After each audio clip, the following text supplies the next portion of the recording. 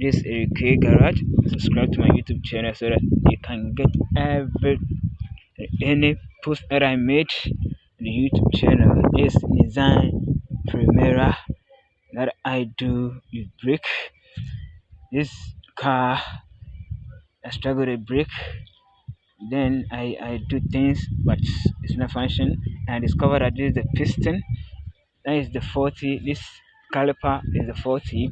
So I had to change the caliper and replace the new one because I change the sevoir, the master cylinder. I do all sorts of things and I check if there is the leakages, but there's no leakage on it.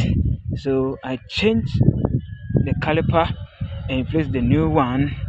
Now I see that it's working.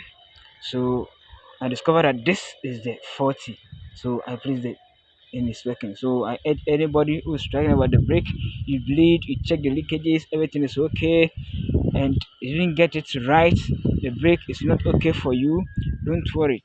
Go straight to your caliper and check your caliper. Check it if it is working or not because sometimes the caliper doesn't read pressure. It's truly I surprised that the caliper can be a fault, but I changed it and now it's okay for me and my car is then to go. Thank you.